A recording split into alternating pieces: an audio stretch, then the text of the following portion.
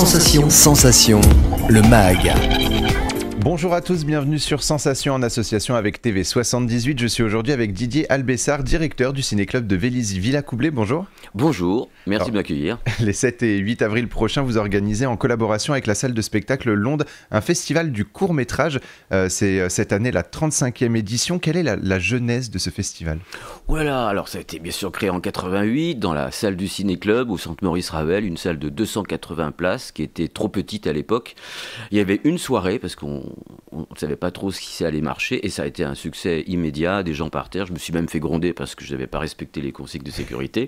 Bref, donc après ça nous a donné envie de l'étendre à 2 soirées et puis au bout de 10-15 ans, la salle étant toujours trop petite, on a eu la chance avec le premier directeur de Londe, Philippe Honoré, d'être accueilli à Londe, centre d'art, enfin théâtre et centre d'art de Vélizy, et c'est à 20h30, 2 soirs par an, enfin pour le soir, il y a aussi d'autres séances dont on va parler, et la salle est belle, c'est un écran formidable pour accueillir cette manifestation, et c'est vrai que si ça continue, c'est que ça marche, donc pourvu que ça soit le cas les 7 et 8 avril prochains. Et pourquoi un festival du court-métrage justement sur le territoire ? Eh bien parce que ça n'existait pas à l'époque, il y avait beaucoup de festivals. Alors, la naissance des festivals, c'est les années 80, puisque en salle, il y avait un court-métrage dans les salles commerciales avant le long, mais ça a été arrêté assez tristement, on va dire. Jacques Tati, d'ailleurs, a montré sa déception. Et en fait, c'est vrai que, du coup, pour montrer des films courts, des courts-métrages, eh bien, les festivals se sont créés un peu partout en France. Et bien, dans le territoire, Île-de-France, il n'y en avait pas tellement dans les années 80. Et donc, on a créé le premier festival du court-métrage qui s'appelait, à l'époque, la nuit du film court. Après, c'est devenu le festival du court-métrage. Et aujourd'hui, c'est sa 35e édition. 35 ans déjà, oui. Le festival se passe en 2 temps. La journée du 7 avril est à l'honneur du cinéaste Pierre Étex. Pourquoi mettre en avant justement le travail de ce cinéaste ? Eh bien, c'est un cinéaste français génial, mais méconnu, beaucoup plus connu à l'étranger d'ailleurs, comme Jacques Tati. Bon, on connaît Tati, mais Étex encore moins. Et c'est dommage, car c'est d'abord un élève de Tati. Il a été gagman dans pas mal de ses films à Tati. Et puis, bien sûr, il a fait des courts-métrages, puis après des longs-métrages. Et je l'ai connu personnellement pendant quelques années. C'est un monsieur formidable, à la fois musicien, clown, écrivain, dessinateur, cinéaste, scénariste, producteur. Enfin bon, il avait beaucoup beaucoup de casquettes et bon, un talent qui renouvelait, enfin qui voulait perpétuer l'aspect visuel du cinéma, le côté burlesque avec de l'humour, mais beaucoup de tendresse. Et puis un cinéma qui a eu du mal à avoir, on va dire, l'assentiment du grand public. Avec le temps, bien sûr, ça a été réparé. Mais encore aujourd'hui, Pierre Étex, beaucoup de personnes ne connaissent pas. Et c'est un créateur génial. Et ses grands maîtres, c'était Chaplin, c'était Keaton. Donc le programme du vendredi 7 avril au soir permet de découvrir des courts-métrages de Pierre Étex et puis un court-métrage de Keaton, Buster Keaton, et un de Charlie Chaplin, l'éternel Charlie Chaplin, voilà. Et ça reste une soirée ouverte à tous, même la jeune génération peut découvrir. Oui, alors là même, j'invite les plus jeunes à venir parce qu'ils vont rire, ils vont être émerveillés, et puis je vais présenter les films durant cette soirée assez nostalgique, mais qui se veut quand même ouverte à la création d'aujourd'hui, parce que encore aujourd'hui, des cinéastes qui ont 20 ou 30 ans se réfèrent souvent au cinéma burlesque, et ça on ne le sait pas. Et la seconde soirée se concentre sur une compétition. 14 courts-métrages seront projetés. Est-ce qu'il y a une thématique précise ? Alors au départ, on voulait une thématique, alors quand on a vu que Meudon, qui a créé 2 ans après nous le Festival d'humour, on s'est dit on va pas faire une thématique, on va essayer de couvrir tous les genres, sauf le documentaire, car on n'a pas assez de place. Donc l'animation, la fiction, le fantastique, l'expérimental, le thriller, la comédie, tous les genres sont à peu près représentés pour justement proposer au public la plus grande diversité possible de création en termes de courts-métrages, car comme les films longs, les courts ont autant de thématiques et de genres. Voilà. 14 courts-métrages donc, et est-ce que vous avez dû faire une présélection ? Comment ont été sélectionnés ces courts-métrages ? Alors c'est très long, parce qu'avec la plateforme de l'agence de court-métrage, on ouvre une sélection sur leur site, et il y a à peu près cette année, alors un peu moins que l'année dernière, parce qu'on s'y est pris pourtant à la même époque, début septembre jusqu'à fin janvier, on a eu à peu près 600 films qui se sont inscrits sur la plateforme. Pour en prendre 14, 12 ou 13, c'est quand même énormément difficile de faire des choix. Ce qui nous limite, c'est bien sûr la durée de la soirée elle-même. On ne peut pas demander aux gens de partir à 3h du matin, ça c'est pas possible. Donc 14, c'est déjà un lourd programme, et donc ce qu'on met en avant, c'est la diversité.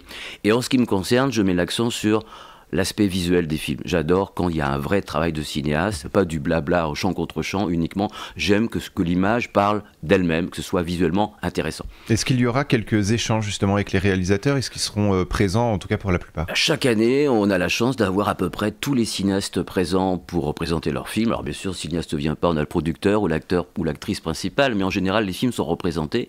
Donc là, ça se passe pour l'instant plutôt bien, parce que jusqu'au dernier moment, on peut avoir des aléas de planning de chacun, on peut comprendre. Mais là, sur les 14, on a déjà à peu près 12 films représentés. Et donc, ils sont invités à parler. Alors, ils ne sont pas très longs, parce qu'ils sont un peu... ils n'aiment pas trop parler du film comme ça sur scène trop longtemps. Donc, ils donnent quelques indications.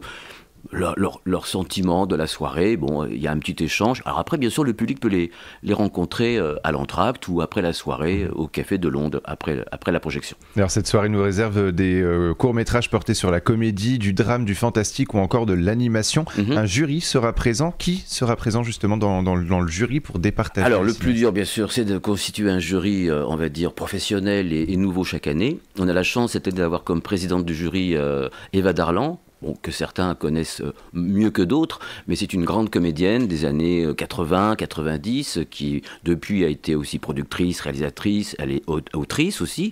C'est une femme engagée pour la cause féminine et c'est vraiment une grande figure du cinéma français. Je suis très très heureux d'accueillir Eva Darlan le 8 avril. Plusieurs prix seront décernés par les membres du jury, mais est-ce que le public pourra également donner son avis sur Oui, il y a un prix du jury, donc Eva Darlan aura le dernier mot. Elle sera entourée de Marie-Christine Adam, de Thierry Beccaro et de Yvonique Muller et d'autres, puisque là on a encore quelques confirmations en attente, mais on ne sera pas plus. Le jury, ça sera 6-7 personnes, donc ils ont leur prix.